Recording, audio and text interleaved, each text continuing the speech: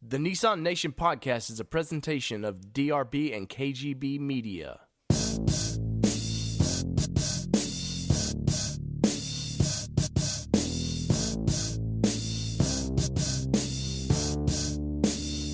Recorded live, coast to coast, it's the Nissan Nation podcast. From camping, racing, and all points in between.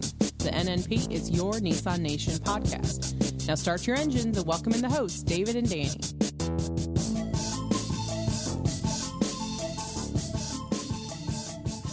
What is going on, Nissan Nation? From the land of milk and honey of Middle Tennessee, headquarters of Nissan America. What is going on, Daniel? Not too much, buddy. I'm living the dream. I cut my beautiful wave off, so I'm having a little bit of problems thinking correctly. Oh no! So it's like Samson. You've lost your power. Yeah. I lost some powers. But I went with a full flat top, so I gained some other powers. Some political powers? Pretty solid. Things are going pretty solid. I am pretty excited about tonight. Tonight we have the infamous Rockstar on. Do you know who that is, Dave? Well, I know many rock stars, but I only know one that drives a killer white Pathfinder. That's right. We have Steven. I just looked strangely at your mom, Lutz. Steven, are you there, sir? Hey, guys. It's good to be finally on the show. I know we talked about this for quite a while. And why are you talking about my mom? No. You looked strangely at... You know what? Sometimes we got it all backwards right now. Some of them stick, some of them don't. You know, we just try stuff out. Yeah, that one didn't stick, but I don't think that one's gonna stick. But you know, you got to just keep throwing them out, and one of them will stick sooner or later. Yeah. So we got Mr. Steven here of Rugged Rocks and Rugged Routes tonight with us. And how is SoCal there, buddy? Hot. It's been hot out here, man, but it's good. Mm-hmm. It's good. Looking at doing some wheeling this summer for sure, and it's just how it goes out here in California. Have y'all seen a drop of rain yet out that way?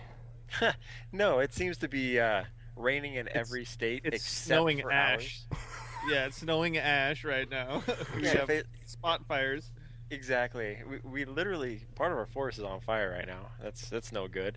You don't need those. Those are no forest fires and zero rain. It's like the whole way home from Moab too. It's dumping rain for like 5 hours straight, and then I hit California. Boom, clear blue skies and like 100 degrees. I'm like, it's like I just went through some kind of portal or something. It doesn't even make any sense. Yeah, I don't think we even have forests. We just have like standing firewood, I think is what they call it. We have a standing firewood forest.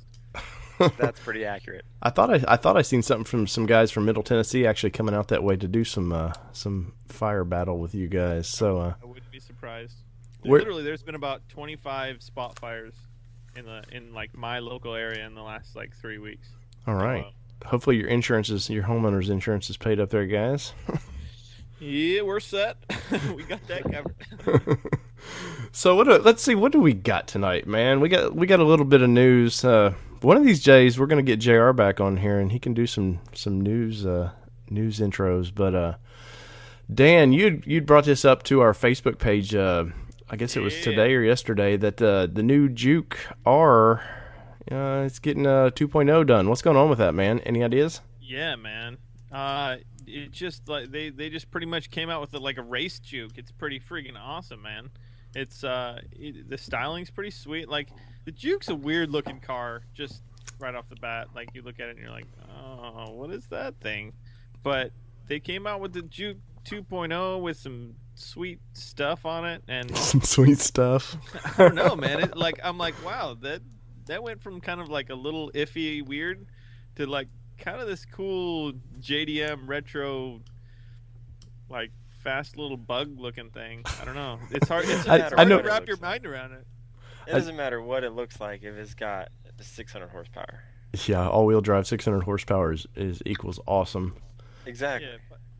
Yeah, it's crazy. I mean, it's a cool looking car, man. That much horsepower, classic all-wheel drive Nissan madness, you know. Well, when the drop pants Yeah, I would drop pants to drive that thing, man.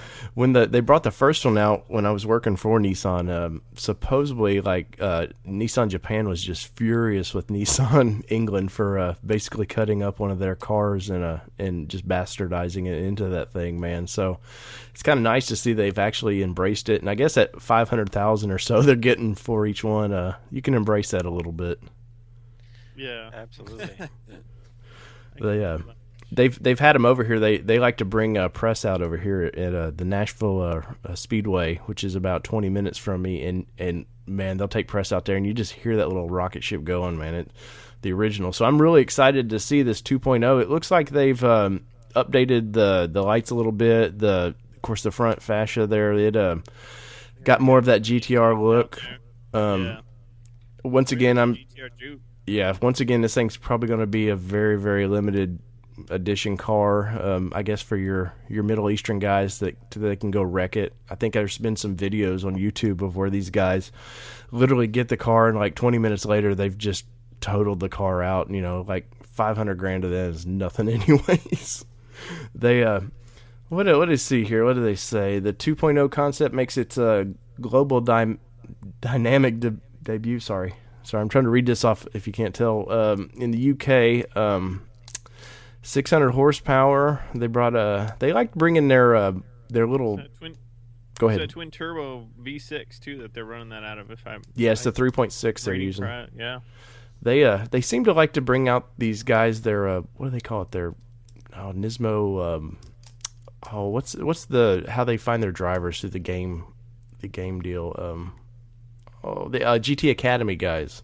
Mm-hmm. And they've been all their race cars now. They seem to be debuting with these guys. I know they just competed in the 24 hours with Le Mans, and they actually finished well with the GT-R there. And it's quite cool to see them really kind of finding an enthusiast car again. You know, unfortunately, it's out of the range of nearly everybody in America, but at least they're kind of embracing that again.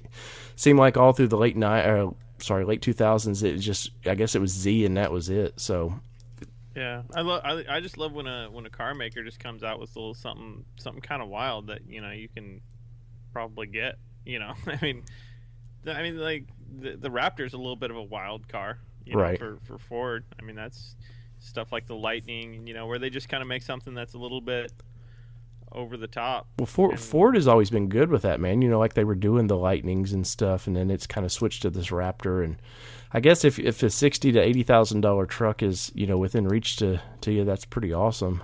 I know in my budget it's probably not going to cut it. What do you think about all this bastardized cars they're making into these supercars, Steven? Well, to be honest, I had actually heard rumor about this Juke quite a while back through one of the guys over at Doug Thorley, and I don't know how they found out about it. But they said it, you know, everything that you guys have touched on, being that it was going to be a limited run, and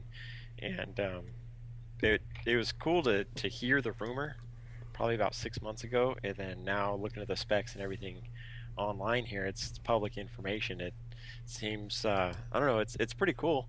You know, it's always good to see when people think outside the box and start changing things and don't just take it right off the showroom floor and you know, it turns into something else, not just from the standpoint of an enthusiast doing it on their own, but like how you guys were talking about just a minute ago, how they, you know, were upset about a build like this with the Juke, and then you know, they've embraced it and they're turning into that. And you guys mentioned the Raptor, you know, that Ford was doing. That's kind of interesting because I heard that, you know, they were going to actually discontinue that whole truck, and then they rolled out a whole new one. So I don't know what that was all about. But right. Well, I don't really follow that stuff much. But it's good to see that these OEMs are still catering to the aftermarket and not just people that want to cruise to the mall and, you know, go to the movies. Well, it would be nice to cruise in a Juke-R to the mall. That's for sure. You would miss the mall with 600 horsepower. Right. There goes the mall. Exactly. There goes again. Yeah, I think the last one was like 450 horse. So man, 600 in that little bit of a car is just incredible. And for those that kind of don't know about the Juke-R, there's videos. Nissan has videos on YouTube of like stages of how they did the original. And I think it's like an 8-part series where it's like 15 or 20 minutes of like each stage of how they built the car, and it's really crazy. And I'm a big fan of the Juke. The only thing I wish that they would have done with it is actually put a nice manual transmission in it instead of the CVT. But Nissan loves their CVTs, so there's no hope for that. But I really think this was a car that kind of takes on that mini crowd a little bit. It was something different. I think that's why it's been a hit. It doesn't look like like the Sentra looks like the Ultima, which is kind of influenced the new Maxima a little bit. It's like its own thing, and I think that's why people really, really dig those. Yeah, I remember the first time I saw a flyer at the Nissan dealership. They're like, "Hey, look what they're coming out with," and they dropped a flyer down on the counter, and I was like, "What the hell is that?" I was like, "Well, hold on." So you take a second look at it, and you're like, "Well, what can you do with it?" And now they're doing this. Yeah, now if just cool. some guy would on one of those Juke forums would just learn how to put that Titan V8 in it or something and make their own version of it, would be sweet. Yeah.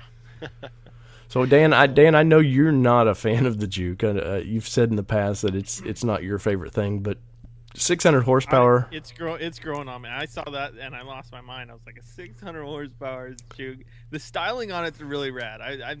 I'm telling you the truth, it totally changed my perspective on the Juke. And I'm a fan now. I switched sides. Okay, because I was going to say, team.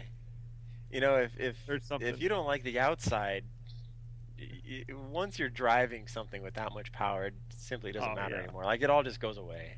I'm a fan of anything with 600 horsepower. Let's put it that way. Exactly. Speaking of horsepower, Dan, how's the race truck, buddy? I think they've got it up to speed now, or? One step forward, two steps back, sir.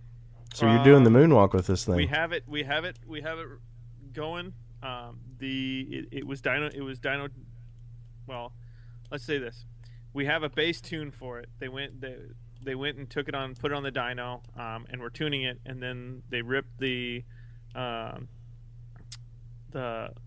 lug bolts, the studs off the axle, dyno tuning it, because it's like a bolt-on dyno and not like a tire dyno. So they ripped the studs off the axle, so they had to get those fixed, and then they had to remachine some parts for it. So it was going to race this weekend. I was actually planning on going out to Utah this weekend, but they tore that apart, and it was getting back on the dyno, I think, today or tomorrow. But it looks like it's pushing maybe 270, 280 at the wheel, dyno tuned on basically just motor, which is really cool for that 4-liter motor. I mean, to have a motor that's just basically stock, I mean, other than a little bit of intake and exhaust, 270 at the wheel is no joke for a nice little V6. I noticed your guy Dave there, he'd posted some videos of that thing. He was revving that thing up, man, and it just that 4-liter, man, is just, I love that motor, man. It's I can't describe it. It just, to me, it's like a little V8. They cut off 2 cylinders of a V8, and it just purrs, man. And when I heard those clips, I was like, oh, I know Dan has to be itching to get behind the wheel of that thing, man. Yeah, I'm losing my mind. I'm telling you, I'm literally losing my mind. He'll send me a video because I post them, and he sends me a video, so I see it and I listen to it. And I'm like, gosh. And I had that one little drive. I drove it like, what was it, like, I don't know, maybe a quarter of a mile from the place where we showed it out in Moab over to the condos, and it was all cutting out and stuff like that. But it was like I was able to get behind the wheel and drive it. And so just thinking about having 270 horse on that throttle and being able to go over those whoops and stuff, it's killing me. It's like dangling a carrot in front of a horse. Just it's like dangling a donut in front of me is what it's more like. Well, Stephen, what do you think? Because I know you're with the Pathfinder, the old thing, and 3.0 engine in that thing. I know that you've got a Xterra or something you are about to work on, man. What do you take away from the new motor? I really like the motor. I honestly think that Nissan has a pretty good reputation with their engines, minus manifolds cracking over time. It seems like every time they come out with an engine, the exhaust just wants to fall apart after a while. So, after you stick some headers on there or something, then they're good. They typically last a really long time, And when the 4-liters came out, I really like the way they sound, and now being able to drive one, they really do have a lot of power right off the line. They just want to go. They really do. So I'm a big fan of all the Nissan motors, and the 4-liter is definitely no exception. Right. And I'm really excited, like, with the next generation trucks that they're going to do with this. I got a feeling they're going to be more direct injected, and they've got to hit 300 horsepower in this next version.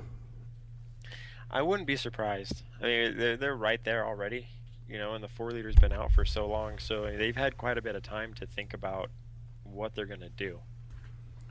Right. I mean, like Chevy with the Colorado and stuff, they're all over 300 now, and even like Ford with their basic V6 and their big truck is well over 300 now. So I wouldn't be surprised, the next one's 310 or so. And sadly, if they were going to make another Xterra, that would be, if it's same dimensions and stuff, that would have been a perfect motor for the next Xterra. But with the next Frontier, supposed to be, I think, late next year is when we're supposed to start seeing it, and then it's going to be a 2017 model. So I'm itching. You see the Navara and stuff, which is basically the next Frontier, and of course they are all the little diesels, little four-cylinder diesels. So we have no idea what to expect with that next motor. So it's exciting times. Let's see, Dan, what else? Oh, we got big news here in Middle Tennessee. Nissan has taken over naming rights of the Tennessee Titans stadium, and it's now going to be called Nissan Stadium. Big news here locally, since Nissan employs probably, I'd say, 15,000 in the area directly, and that's not counting, all the little subs and stuff. It's kind of cool that they're, really putting their name here in Middle Tennessee now, and not really laying roots, because I think they did that when they decided to move their headquarters from Cali there, but they're really saying, hey, this is our area now, man. And I know it's not a big deal like you would see with like the New York Giants, and then where they get like, I think 16 or 17 million a year for put their names on there, but we're very excited. Nissan's, they're going to plaster that thing with, of course, the new Titan trucks coming out, which goes hand in hand with the Tennessee Titans. So I'm sure we're going to see a lot of. Yeah, no big surprise there. I just think it's kind of sad because the Titans football team is poor. There's our daily dose of Megatron Dan. So. Yeah, you sadly, hey man, I'm a Cincinnati Bengals fan, so I think you're there with me, Dan, on that one. But I'm right there with you, boss. But I do pull for the local team. It was fun when they came into the area, and they've had such weird, I think, Adelphia or something. I forget what their first naming rights was, and this last one was LP Field, which is some building thing from Louisiana that has nothing to do with the area. So it's kind of cool that somebody, at least within the area, got the naming rights. I'd hate to, call it Pac Bell or something. That'd be odd. Nissan Titan Stadium. Yeah. What do you guys? Pretty good. That works out pretty nicely for them, doesn't it? That's pretty brilliant. Since you guys don't have a big pro football team out there, I guess what is this? Southern Cal is probably your pro football team, basically. What kind of big sporting arena naming rights do y'all have out that way? What's some cool things out there? And we're done. Obviously, these are sports people. Well, we have the Home Depot Center where there's a lot of motocross. I don't even know who else plays out there, Steven. Well, who took over the Angels or whatever stadium over there, or the I don't know. I don't follow sports at all. I don't know what I'm talking about. Yeah. But I just see when I go down the freeway. Oh, sign change. Yeah, Dodger Stadium's always been Dodger Stadium. Like, it's not like something else. As far as I know, that's a palace. Stadium. You can't ruin that place, man. Yeah, that's like privately owned. Like, this is my house, Angel Stadium, I feel like that's got a name. I don't know what it is. They don't. What about basketball? What's the Lakers thing now? Is it Staples Staples? Center? Well, the Honda Center is the Ducks Stadium, right? Yeah, I think so. Man, I'm sure Honda's proud to be. Is this? Yeah, and I think the Staples Center is like Staples. I'm guessing. I don't know. Yeah. I don't watch basketball at all. To tell you the truth. Man. And it is like the worst LA fans ever. You're asking. So I'm a Cincinnati Bengals fan over here. So. How does a SoCal guy get to be a Bengals fan like me, man? I followed Carson Palmer, who was a USC quarterback. I followed him over when he went over to the Bengals, and I just started watching from there, and then became a fan. That's kind of how it went, man. Well, that's good to know, buddy. Simple answer. Well, we'll wrap up. I seen some interviews. They've got some big billboards already. Literally, like last night when they announced this, they started completely changing the stadium, and they've got pictures of the Titan truck everywhere, and it's pretty exciting. What else we got, Dan? Anything jump out at you this week? I got some cool new Frontier fenders for my Frontera. Really? I don't think we've never really talked about that. So we've got pictures of your Xterra on the website at nissannation.com, but I think we hinted with it that you got in a wreck with it 2 years ago trying to get to Moab. 1 year ago, Dave. 1 year. Sorry. Almost to the day. Man. 1 year ago, 1 year and 3 weeks, 4 weeks, I think. So you seem bitter about that still. I'm just sad about it that it hasn't even started since then. Right. Well, hey man, I've got an Xterra sitting in my garage that it's got no wheels on it, and I start it every once in a while just for old times' sake. Way more sad than mine.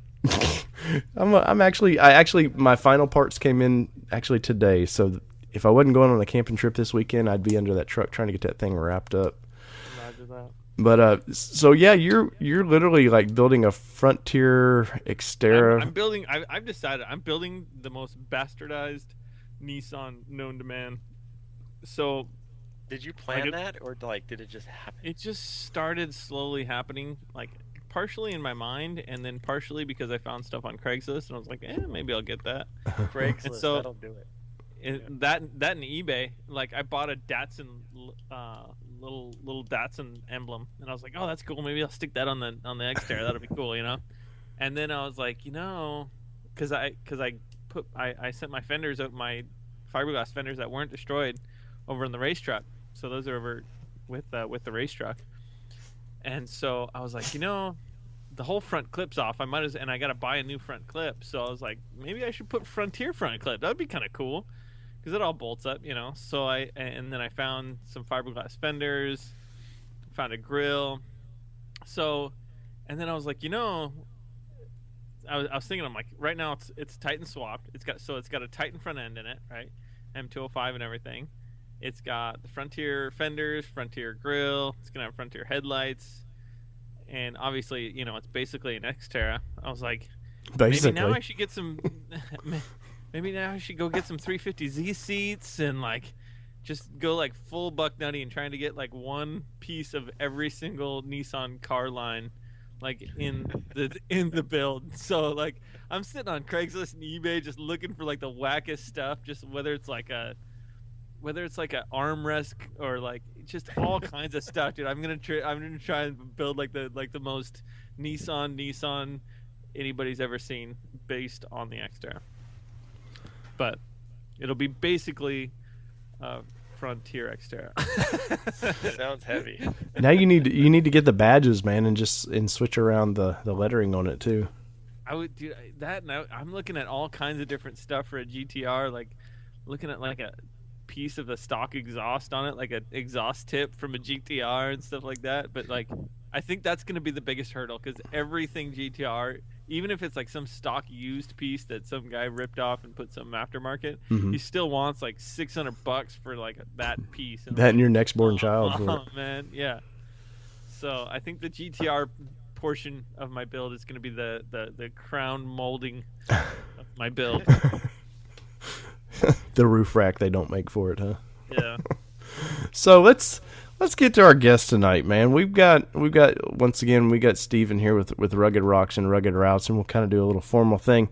We've got to know. I think, of course, Dan, y'all are like neighbors literally. So Dan, I know, has known him for quite a while, and I've got to meet you a couple times at Moab and stuff, man. But we're super excited to have you on the show tonight, and let's kind of get into. I know you've done history with your company and stuff, but what brought you to to this brand? Well, first of all, thanks for having me on the show, because I know we've talked about it for quite a while, and we talked yesterday, and we're like, hey, when's the next podcast? I'm like, well, we'll get you on the next one. And now, boom, here we are. So Right. that worked out sweet. So Yep. I'm glad to be on here. And but yeah, as far as the company and how Rugged Rocks started and all that stuff, the Pathfinder actually was bought brand new by my parents back in 1990, and my mom used to drive me to preschool in that truck. Wow. Bone stock, 2-wheel drive even got me to preschool. And then when I got older, started driving, it became my car. And then things kind of went a little nuts, and torches came out, welders came out. How old were you when you started kind of modifying that thing? That's an excellent question. I think it was after I got the thing stuck when it was 2-wheel drive on the way to go pick up my season pass for snowboarding. Uh-huh. It was a long day, and I was like, man, I need 4-wheel drive. And then I'd say I was still in high school, Right. so 16, 17. So, but before that though, it really didn't dawn on you that, hey, I need to make this thing a beastly rig. No, not at all. I mean, my dad had put a little bit larger tires on it and ran it like that for a little while, because I actually grew up dirt bike riding and camping and stuff, so I was no stranger to the outdoors. But as far as actually like setting my sights on the Pathfinder when I was little and been like, that's gonna be mine and I'm gonna just mod it out like crazy, never even crossed my mind. And then I started doing things to it here and there, and then converted it to 4-wheel drive with independent suspension. And then at that time it was the mentality of, I just need 4-wheel drive so I can go snowboarding. That's all I cared about. It's like, if I can make it to the mountain to go snowboarding, then I am a happy guy.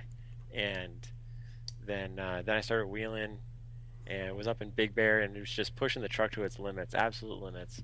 Got off the trail one day and I was like, all right, time to straight axle swap it. So then straight axle swap stuff started happening, and one thing led to another, and now we're on, like, I think final revision, because we got the kit together now. Straight axle swap stuff is all dialed in, brackets, everything's basically production, so we can, if somebody calls up tomorrow and says, hey, I want a straight axle my truck, I want the same as what you got, boom, I can do it.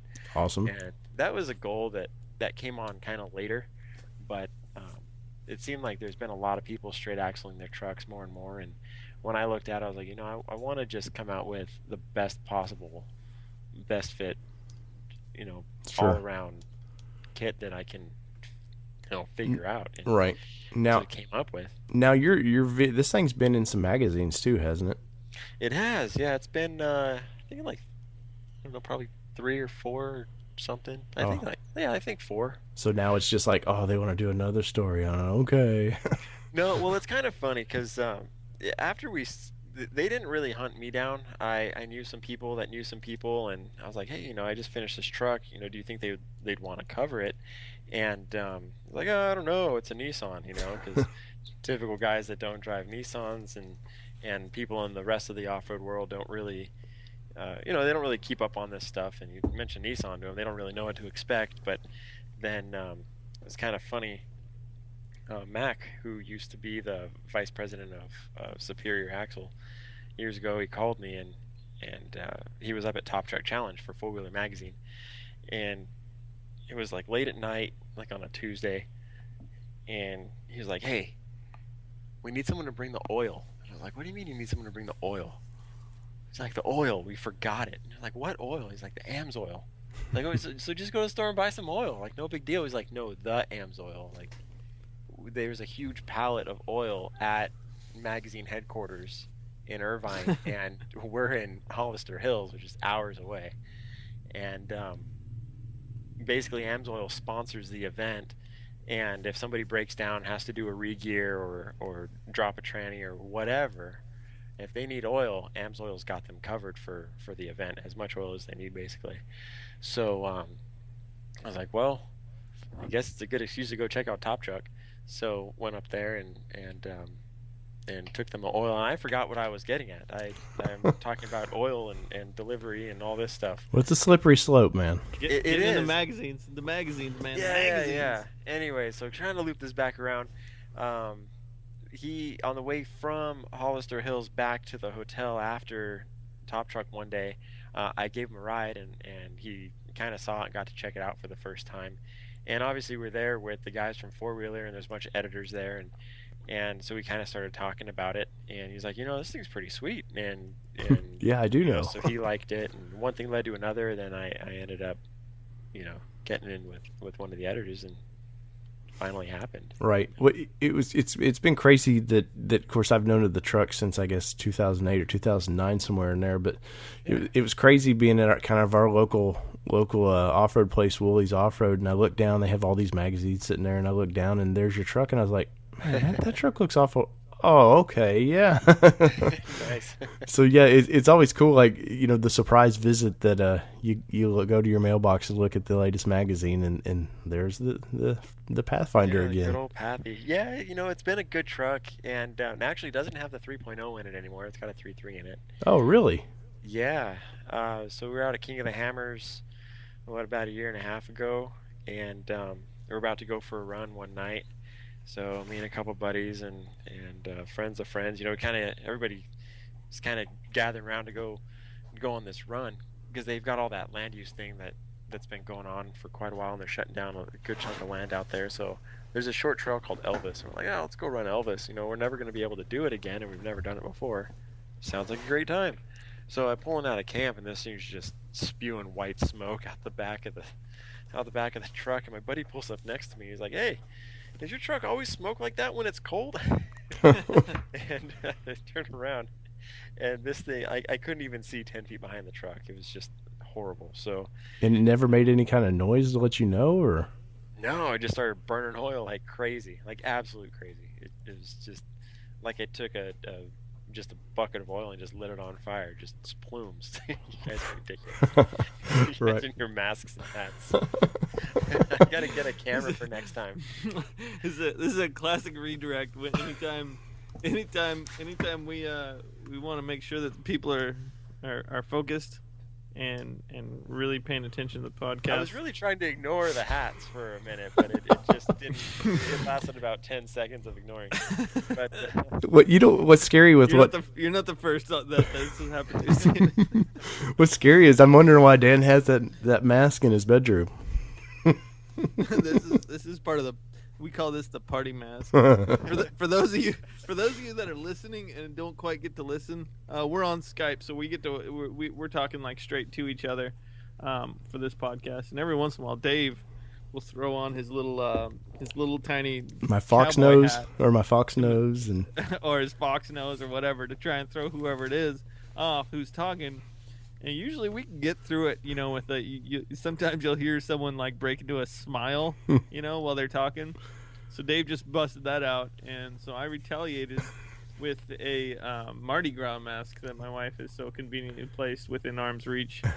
And unfortunately, we pulled Steven off of his game, which isn't a nice thing to do, but it sure is funny for us. So next time I'm gonna bring cool hats, ridiculous masks, and an appropriate beverage. I learned about the beverage thing. Yeah, yes. You need an appropriate beverage for the. Yeah, when you guys ask me, what are you drinking tonight? I have like a plastic empty water cup on my desk. I'm like, that is not. That's the coolest thing ever, bro. Yeah. Disappointed in myself. Well, tonight's episode is brought to you by Corona Extra, for me. Here we go.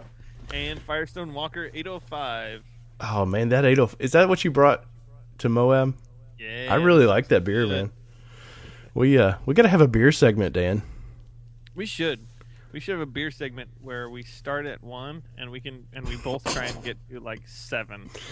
We drink 7 different beers and we review them within an hour as compared to a different Nissan car with each beer. I feel like we're really brainstorming right now. I know, man. We should get back to Steven, but that was a brilliant little brainstorm session. You gotta write that down. Yeah.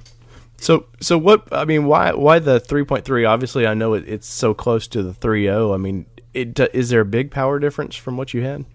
It's a nice power difference. I mean, it's no race car still. I mean, it's still a 25-year-old truck on 37s. Mm-hmm. But it's re-geared. I mean, the gear ratio and the diffs on that thing is a 557, so it's geared real deep. Mm-hmm. And so you can really actually do a pretty reasonable, apples to apples comparison with the swap, and it's a lot nicer getting on the freeway. I'll give you that. And going up the hill, like I go wheeling in Big Bear and stuff, it definitely helped out a bit.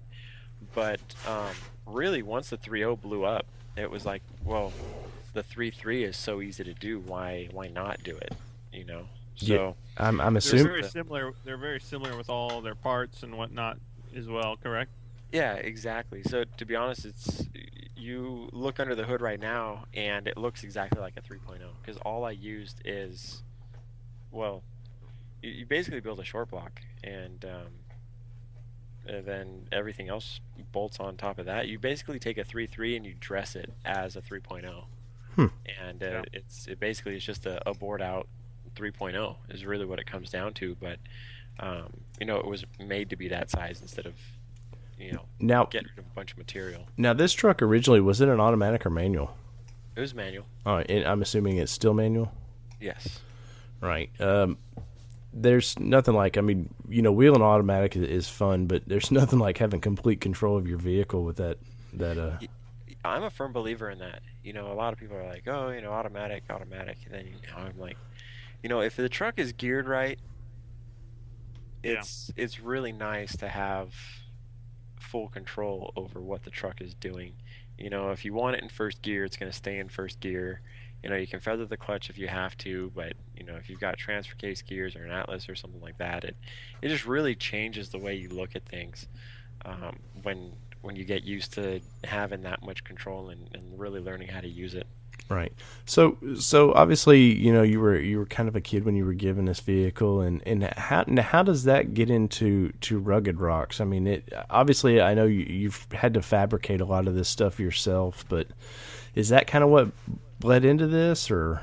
Yeah, it absolutely did. So there's a message board that I don't know anybody really that's on the message board anymore, but it's got plenty of activity. Just nobody really talks about it, but they call it NPORA for short, the Nissan Pathfinder Off-Road Association, and I jumped on that message board, and it's actually kind of funny because if you go back on there and do a search for my screen name in there, just look for the oldest post possible, you'll find posts like, what are manual locking hubs, and what is this and what is that, like as if I had never seen a vehicle run in my life. But I've learned a lot over the years. It's absolutely ridiculous how little I knew in the very early days Coming of learning into how it, to drive. Yeah, and then when I converted to four-wheel drive, there's a lot of research involved there, and I realized that at that point there was a lot of people that were saying, oh, there's not a lot of aftermarket available for Nissans. There's nothing available. You hear it all day long, in and out, and eventually, in researching things, I'd realized, there's parts out there. It's just you have to know where to look.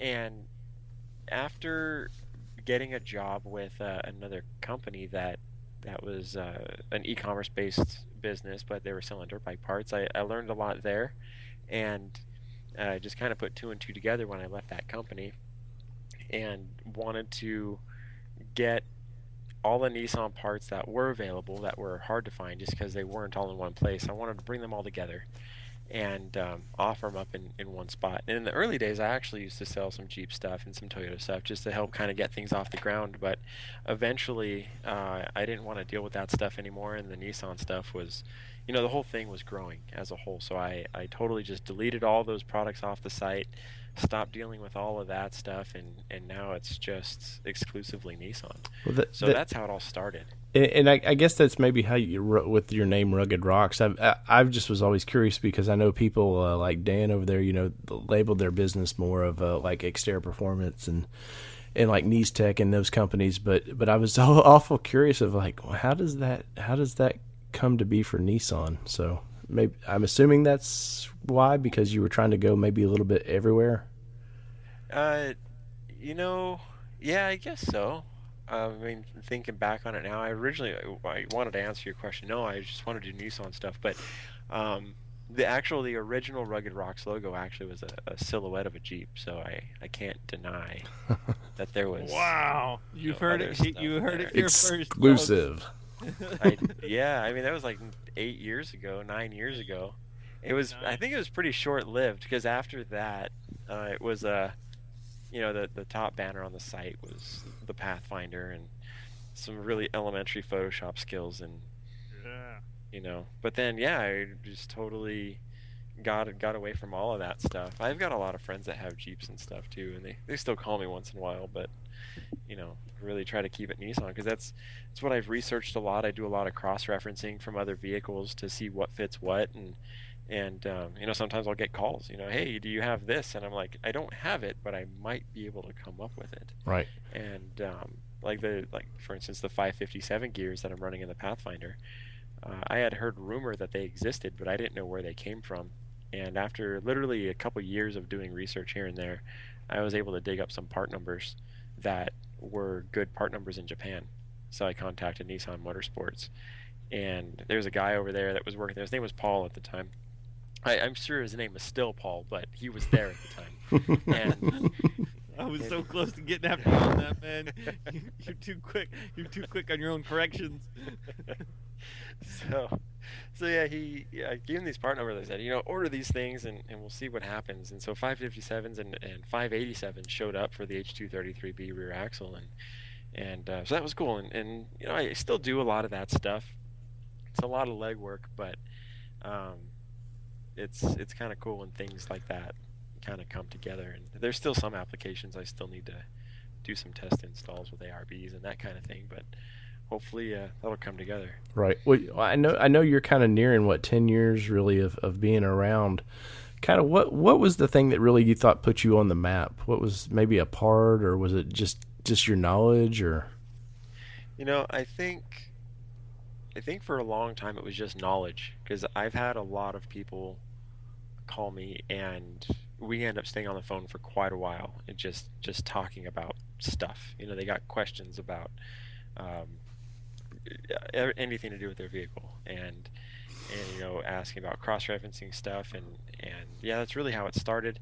And then I think really getting into the gears for the second gens really started to put my name on the map. And then when we did that Titan front locker with ARB, and that whole thing came together about a year and a half ago or so, I think that was another big thing that was talked about pretty well. So I mean, I really do like working on new projects and pushing things further, and just building new things. And it's also good to hear feedback from other people as far as what's needed. And I try like every year or so to put out an email to kind of get feedback from people on the message boards or just direct email or whatever. And sometimes I get good feedback and sometimes I don't. But that feedback is definitely looked at and considered regardless of what it is. Is that kind of how the front locker for the ARB, kind of for the Titan diff, is that kind of how that got started, or? That was actually something that was talked about for a long time on a bunch of the message boards, and I was pushing ARB to do it for a long time, and they were really hesitant, mostly because it's a North American only diff. Right. They don't find those anywhere else.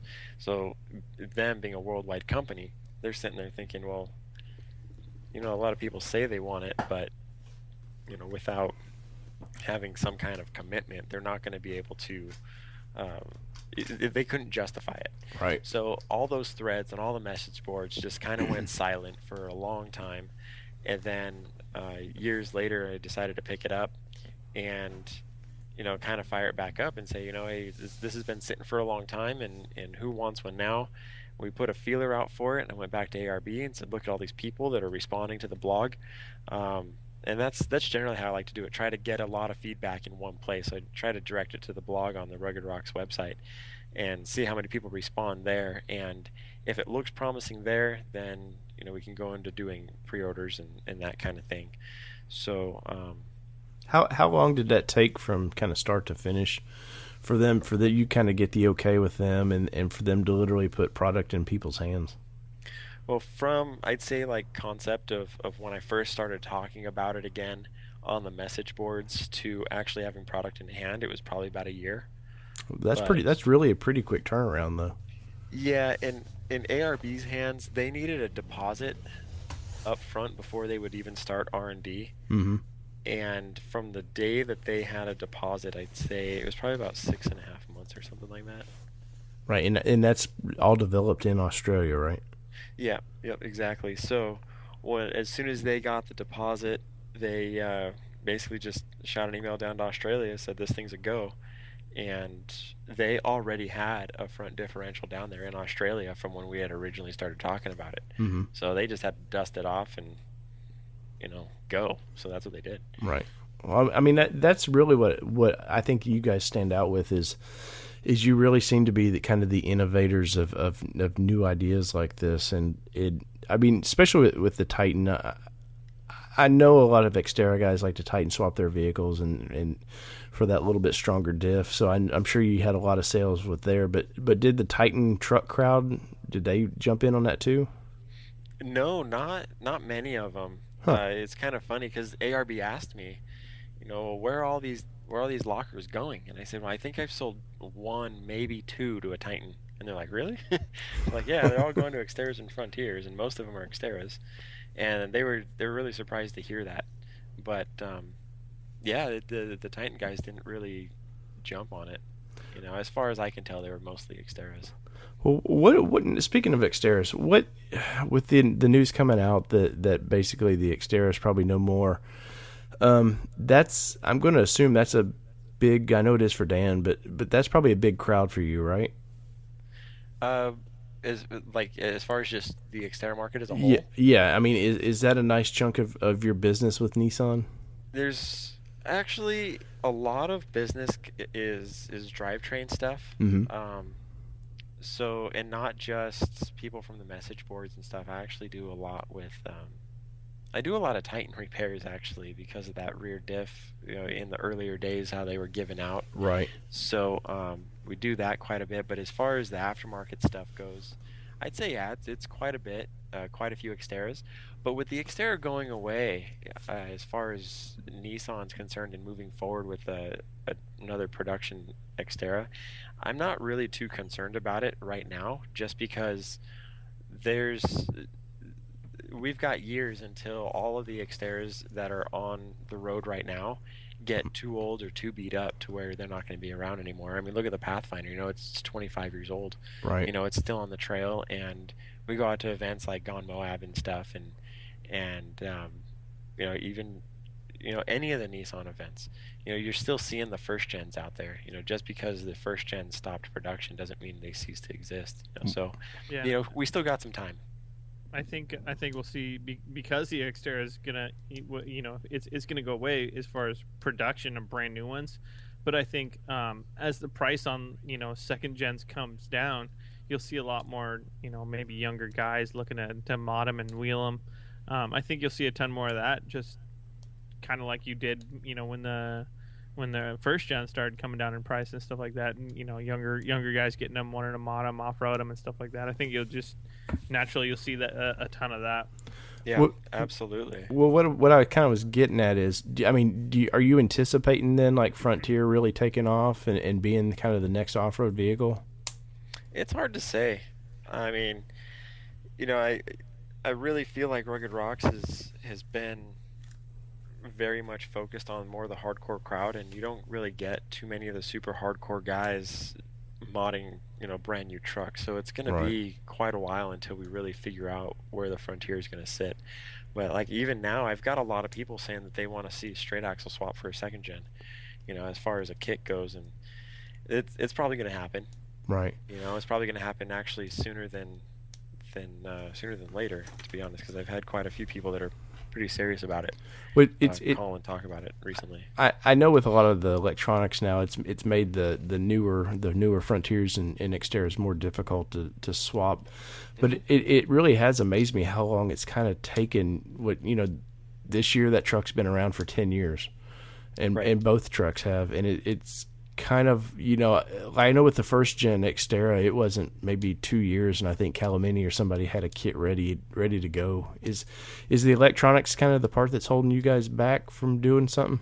Nope, not at all. I believe I've got all the electronics part figured out. In fact, I've got it. I'm extremely confident that I've got the whole build figured out. It's just a matter of just doing one, really. Right. Honestly, the Pathfinder happened and wanted to turn that into a whole kit and everything just because I had the truck, and I was at that point in my wheeling experience to where I was like, I need a straight axle. That's just the way it is. So I did it, and then things evolved from there. But up until recently, I didn't have an Xterra that I can really just do whatever I wanted with. Mm-hmm. And that's do the great the thing. R&D, right? Yeah. Exactly. Tear it down and build brackets and all of that stuff to really, it's one thing when you're doing R&D on somebody else's vehicle, like it has to work, but really when it's your own, it's like if this thing goes down in flames, and it's just like, well, better mine than someone else's. Right. Lesson learned. Exactly. It's like, oh, we don't do that again. Yeah. So, yeah.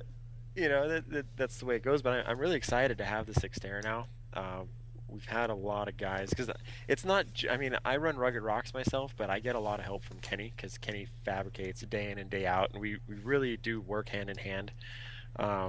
If he needs stuff from me, I get him stuff, and if someone comes to me and needs someone to do work, I'll send it up there, and in between we do R&D stuff. And lately he's been a pretty busy guy, but we're looking at pulling the Xterra into his shop up there actually, and I've got a list of stuff, and I'm going to just hand him this list and say go.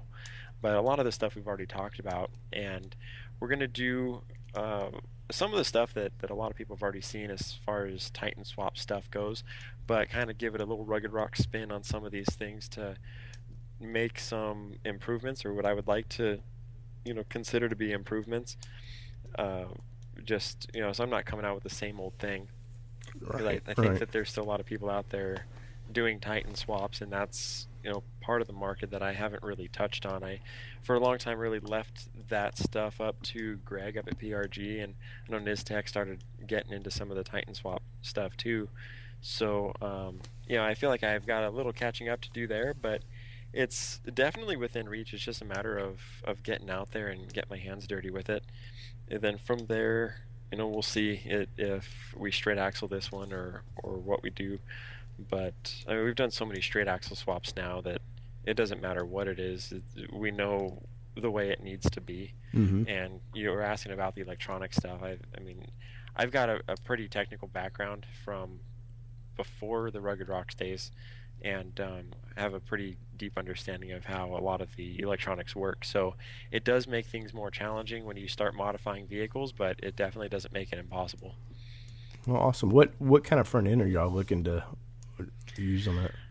The $1 million question.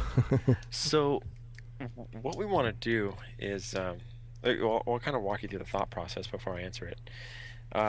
We're thinking using a Dana 44 under a bigger, more powerful truck is probably not the best idea. And so then it's like, well, if you're not going to use a Dana 44, then might as well put a Dana 60 in it. But then you start thinking, the Dana 60 housing itself is just massive, and right. You have this big cast housing that you can't really weld anything to it, and you got to put a truss on it, and then you have this big bulky assembly, and that starts getting into other components that we basically what I'm trying to say is the laws of physics still apply, right? Like you can't put like 10 things in the exact same spot. So in order to save space, and this was kind of the same mentality also with the Pathfinder and using that diamond housing for the H233B, is to save a lot of space and to get the most amount of travel possible, and while maintaining a relatively low ride height. So we actually, what I'm thinking is doing another diamond housing with the H233B housing, or the third member, and using Dana 60 outers just like the Pathfinder's got, but build a wider version and change the geometry on it to cater towards the second gens. So you have proper caster, proper width, proper pinion offset, all that good stuff. And And then the issue at that point then becomes, what gears are you going to run? Because we've only got so many options for the M226 rear end that comes in the back of the second gens. So we can go to like a 488 or 49 or 513, but unless you're going to be running like 40-inch tires on the second gen, it's too deep. Right. So we can actually, what we're looking at doing is having Diamond build a rear housing that will actually take the M226 brakes and stock axle shafts. So basically you get the housing, you get a third member from a junkyard, and then you swap the axles over, and then you end up with a stronger differential, because the ring and pinion on 233B is over 9-inch ring gear. It's a lot bigger. Right. And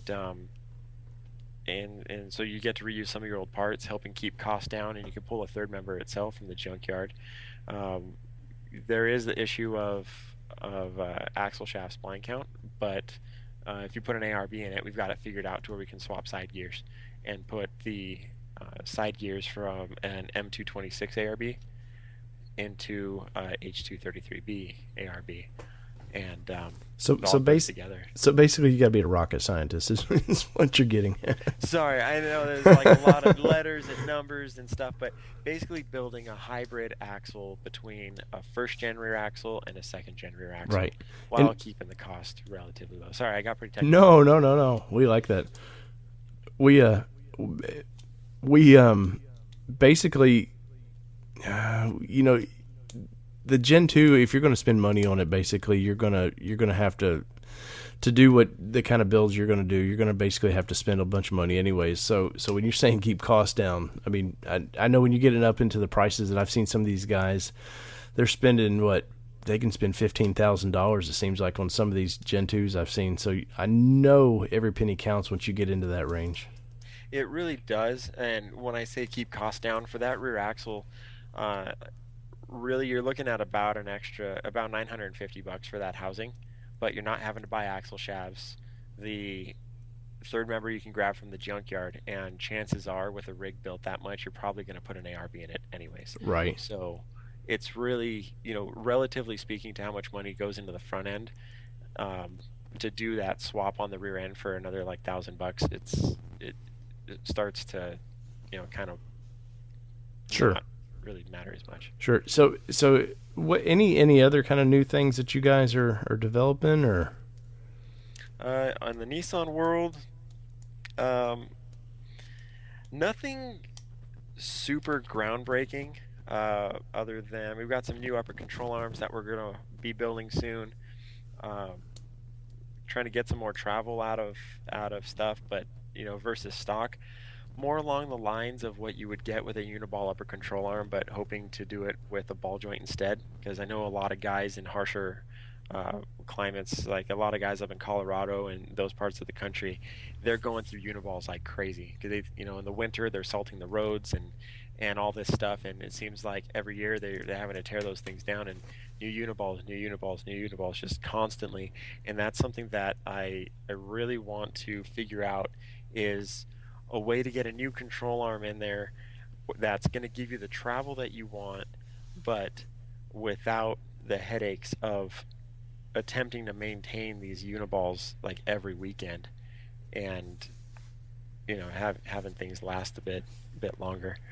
So that's that's one of the goals there. Also, extended length axle shafts for the R180 is something I'm looking at really close right now. I know that there's some other ones out there, but I'm trying to get the cost down on those things, because there's really no reason for them to be as expensive as they are. So like prices that I've seen in the past are about $400 for a pair of just the center shaft for the R180 half shafts. So I want to get that down to like about $250 or so, and hoping to have new CV boots in that as well. So literally in one box, you tear it down, you swap the center shaft, you have the new boots, the new straps, and can get it back together. So yes, things of that nature. Again, some of this stuff is more along the lines of things that are already on the market, but not just a direct like knockoff or anything. I'm trying to do things a little bit different and try to be more reasonable with price on some of this stuff that has become really common and just simply should be a lot cheaper. With the shaft thing, it was my thought process was, if we can get a set of torsion bars for a first gen Xterra for around $200, how come we can't get a pair of shafts that are extended length for the second gens for about $200? Right. So, and you know, there's what trips me out with the second gen is there's so many more of them versus that first gen. Yeah. And it just seems like the aftermarket is just now kind of catching up with it. Yeah, I think part of it too is you know, a lot of these things are finally getting paid off, and people are willing to start putting money into them, and they're not worried about warranties, you know. So I think they're really looking at starting to build more of a hardcore rig out of them, and they're not afraid to pick up a welder and start torching stuff off. So I think it's definitely a good thing to you know, push things forward even further. So awesome. Well, I think the $1 million question, Steven, is Dave and I love to do this podcast without pants on, and we have been wondering for the past 45 minutes or so, are you wearing pants? No, I didn't. I didn't know that you guys did that, but I kind of took it upon myself to, you know, get comfortable. We appreciate that. I feel like a real staple of podcasting is being comfortable in your own skin and just letting it fly. You know what I'm saying? Well, it's thong. Yeah. It is Thong Thursday. Wait, okay, what? I didn't get the memo. I didn't get that memo. I missed that. Thongs, one, Dave? Come on, Dave. Nobody does that, man. You're weird, Dave. Man. So, but yeah, as far as the Nissan stuff goes, I think that's, you know, I've got some other stuff on the list here, but you know, I think we'll Secret wait. Squirrel. Yeah, exactly. Keep an eye out on my emails. That's the key thing. yeah. So you do send out kind of a mass email for if they're signed up. Yeah, absolutely. Really, the easiest way to get on that is to just go to the Rugged Rocks website and just create an account, even if you're not going to buy anything. And eventually, I'll import that email over. There's a checkbox when you sign up, you know, to opt in for the newsletter. So as long as that's checked when you create that account, you know, I'll get you on the email list. And if you don't want it anymore, then you can always unsubscribe too. I'm not going to, like, you know, keep forcing them on you. If once you unsubscribe, you know, the system takes care of it, and you'll never see it again unless you change your mind. Right. Well, I know we've had a couple things on Facebook. Dan, do you got those in front of you? Our buddy Car Jeep was asking a couple questions. Yes. He recently flushed his transmission, and he wants to know if what was it? So I just flushed mine for the second time, and it's now giving me a jerk motion from a dead stop. Any tech talk on this would be nice. Steven, you got any ideas for a guy that just flushed his tranny? You know, honestly, with automatic transmissions, I am not a good guy to ask, to be honest with you. Yeah, I really don't know what to say about that one. If it was a manual trans, still probably not. I'm just not a good transmission guy, honestly. But I do know a couple of good transmission shops that I can refer him to. So maybe I should get in touch with him later. Right. I would think with an automatic too, the biggest thing is do it right. To me, just take it somewhere where they're going to flush it properly. Yeah.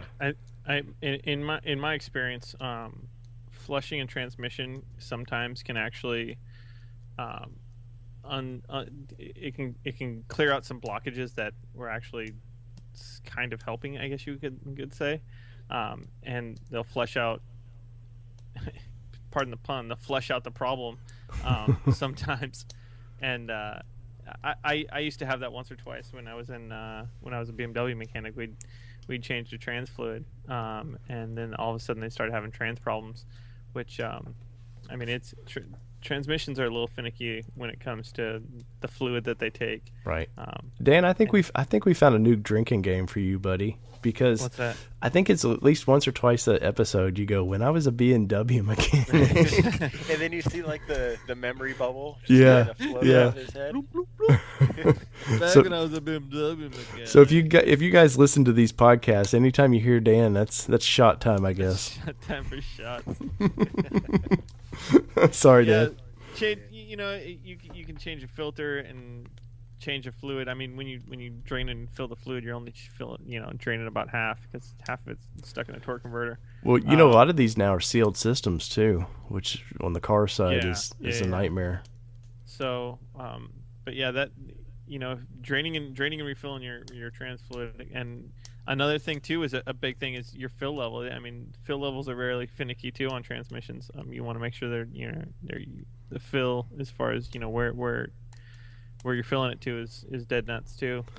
So as long as those bases are covered and you're still having problems, that's when you take it to a trans guy, because the transmissions are their own finicky beasts. Right. Let's see. Mr. Car Jeep, he actually posted another one on here. He says, let's see, what are some of the new products Rugged Rocks are going to come out with? I think we've hit that one. And let's see, what kind of off-roader uses rugged routes, and how does he install it in his vehicle? Ooh.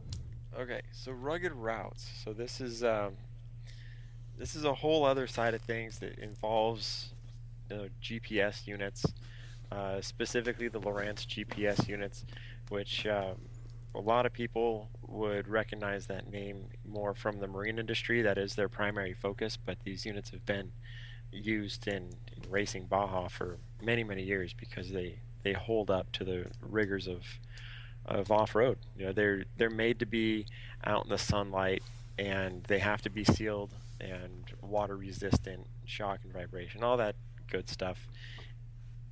It's they were built to handle all that on a boat, but it doesn't matter if you're floating or flying on four wheels. It works out really well. And really the background of where this came from and how this happened is, I've known that the units were great, but their biggest fallback with being used in recreational, like four-wheeling and even overlanding, is the availability of maps. So for a long time, I had been wanting to get a unit for myself, and so I picked one up, and I called Lowrance, and got in touch with the right people, and then started using some of their beta software and became part of this program basically, and started building maps, and it kind of evolved from there and making these things. But because these maps, it's not just the off-road racer that's really using these things anymore. I've got a lot of Jeep guys, a lot of side-by-side guys, and even a guy that's got a KTM Adventure 990. I don't know if you guys are familiar with that bike, but it is a monster of a bike. And we got a 7-inch touchscreen, the Lowrance GPS mounted on this thing, and it he went down to Baja, had a big trip with a bunch of buddies, and he just said it worked great, and he's been real happy with it. So really, to answer his question is, basically anybody in the off-road arena, regardless if it's recreational use or racing, are using it. Now, as far as I was just going to interject real quick. When I think it was last year, I rode with Terry, and he has one of your Lowrance units in his truck, and just the map overlays that you had in there were so sweet to just be able to zoom like super far in on the map, and then the trail overlay was like perfect as far as where you were, and it was just pinpointed, and it was super nice to use because it had the map loaded in, and you load those onto an SD card that goes into the units, correct?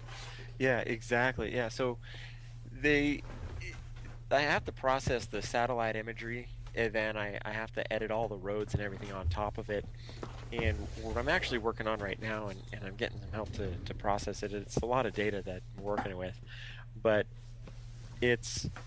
we're basically converting all the guidebooks from Funtrex into the map cards, and taking a bunch of the text from the books and loading it into the waypoints and all that stuff on the map. So trail ratings and all of that. So yeah, I have to put it together by area basically, because the satellite imagery, because it's such a high resolution, does take up a lot of space, and it takes a long time to process.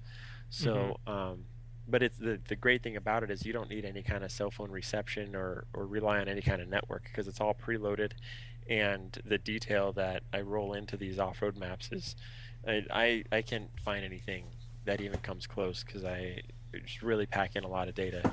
A good example is the map for the San Bernardino National Forest. There's tons of camping and stuff up there, and basically anything that can be a waypoint that's useful to the OHV community is basically marked on there, along with what's allowed to be on the trail, as far as if it's a street legal only or OHV only, motorcycle only, depending on the width of the trail, and trailhead markers as well as trail ratings. So there's really a lot of data in there, and I've been really happy with it. And I've got a lot of people that have come back and given very positive reviews on it. So it's something that's definitely going somewhere, and really looking forward to also getting that in front of some of the people up at the Forestry Service at the state level in California, working with this lady Amy, who's basically the head of Corva, the California Off-Road Vehicle Association. So hopefully that they're going to start picking that up too. And these units are used all over the place already. In Arizona, from what I understand, they're being used pretty heavily as well, and they have a need for maps. So there's a lot of potential there for me from a business perspective, but also a lot of possibilities as far as solving or helping solve land use issues with people riding where they're not supposed to ride and that kind of thing. Awesome, awesome. Dan, you got anything else for Steven? I do not, but I'm thinking we should have him on regularly for technical stuff, in case some of us need to ask him questions like, "Where's my radiator?" or "How do I change my blinker fluid?" I'd love to come back on. I know we covered a lot tonight, and we probably could have split this up, a little more. We've been on this for quite a while now, but yeah, I'd love to come back and do it again and see how it all goes. Awesome. So how can people reach you, man? There's so many ways to reach me. A lot of people message me on Facebook. A lot of people email me. Really, the most preferred way to get a hold of me is to either email me through the ruggedrocks.com website or the ruggedroutes.com website. There's through the contact page, or just call me. I mean, my number here, the shop is 909-547-4651, and if I miss your call, I'm probably out just running around picking up or dropping off parts or something, but definitely leave a message. That's the one thing I'm really surprised at sometimes, if I'm gone out to lunch in an odd hour, or if I'm picking up parts and I come back and I say, I got a handful of missed calls, but like 5 are from the same guy. Just leave a message. Steven. I'll get back to you. You just went full Megatron on us, buddy. No, I still got him. We're good, Dan. That's just your service over just there, me? amigo. Yeah. So maybe I'm not going Megatron sometimes. Maybe you're going Megatron.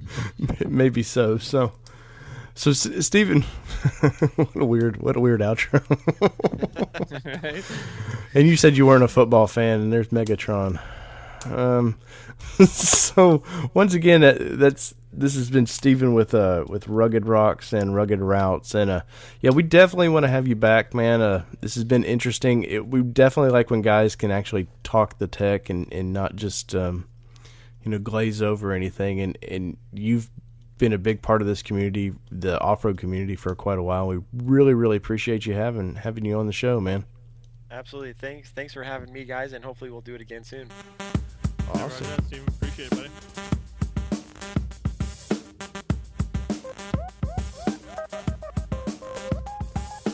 All right, man. What an interesting fellow. I can't say enough. I mean, he's been a big help for when we've had questions personally, and just really like having him on the show, man. Yeah, he's a super smart dude. He's been doing this for a long time, and he knows these vehicles in and out. And he's done a ton for the community. He's also a buddy of mine. We've been wheeling before together. He lives close, and so it's cool to have him local. And yeah, I'm looking forward to having him on again. He's got tons of knowledge, man. He's really doing a lot of cool stuff. Right. And that was ruggedrocks.com, or I believe it's ruggedroutes.com. Dan, God, where is our GTR guy, man? We're gonna nail one of these guys one of these days. I don't think we will. You don't think so? No, you know what?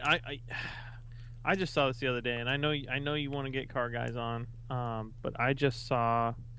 Oh shoot! I can't remember the guy, the South American who's racing the V8 Frontier off. Oh no, South African guy.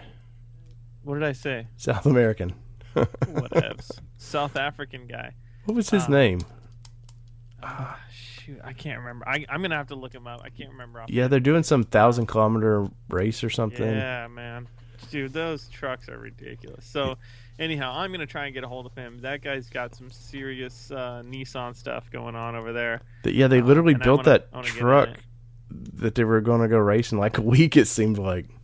Yeah, well, they put it together in a week. I mean, they have like 6 or 7 frames down there in that shop, from what I can tell, just from face stalking. It's more than I can do. I can't even put a straight axle under a vehicle within a year's time. So I feel you, man. I feel you. Anyhow, well, maybe we'll try and get him, and if we can find some GTR guy to talk to, we'll figure it out. But yeah, that was a good show. It was nice to have you back on, buddy. I know me and the wife did a little something that was supposed to be like 15 minutes that turned into an hour last show. So. Yeah, that was a long show. I know. I'm sorry. I wanted to stick a fork through my eye listening to that. Jeez. I'm just kidding, but I'm just mad that I wasn't on. Oh, well, Left me out, man. There'll be a time when you can host this show on your own, buddy. Yeah, that's gonna be a dirty. We're gonna call that the Dirty Dan show. All Dan all the time. All D. Let's see. Hopefully we can get that guy on next show. I know I've got a bunch of people that's been itching to get on here, but I talked to Steven the other day, and it was like a quick wham bam. Yeah. He was there. I was like, hey, let's do it. And damn glad to have him on the show. I know we got some clubs, some Xterra and Frontier clubs that have been itching to talk with us. We're dead heat of summer, man. Hopefully, it's been pretty scorching down here. So I know, yeah, it's time to get out and do them trips, man. I just went for Father's Day. I went out and did a little off-roading and camping and stuff. I mean, this is the time to do it. Get out, go have an adventure, go find some trouble, go get stuck, go blow some tires, and figure out how to use your stuff.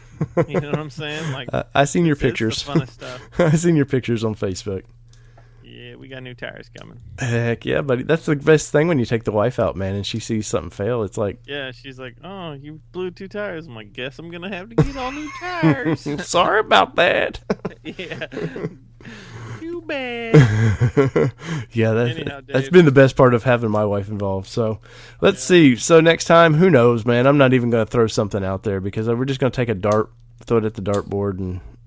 You know what? If we don't, I think we should do a show without whoever. If we don't get someone huge on, if we just get one of our buddies from one of these clubs or something, mm-hmm. I really do think that we should do the 7-pack show where we get 7 different beers and then we go through.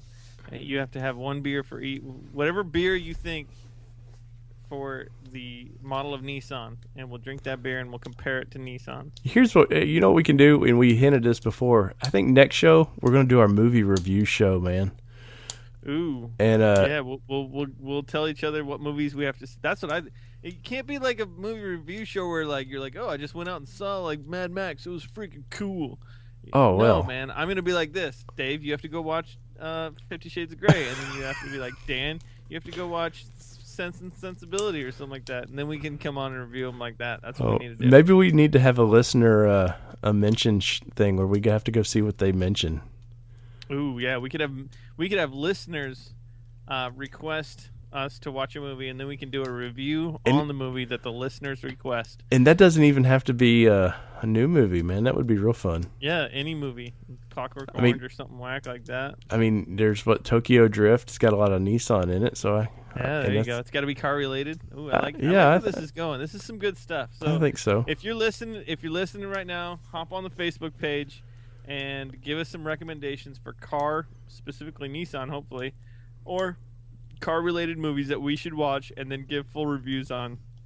I mean, obviously, there's a Steve McQueen movie. Yeah, Gone in 60 Seconds and Yeah. Dukes of There's Hazzard. all them movies that obviously we've seen, but sometimes you can go back and watch it as a reviewer, and you can glean some good info out of it. So get on, tell us some stuff, and if you got questions, hop on and give us some questions on the Facebook page because we love to answer questions. Yeah, and we're both active we there. never have the answers, but we'll answer them.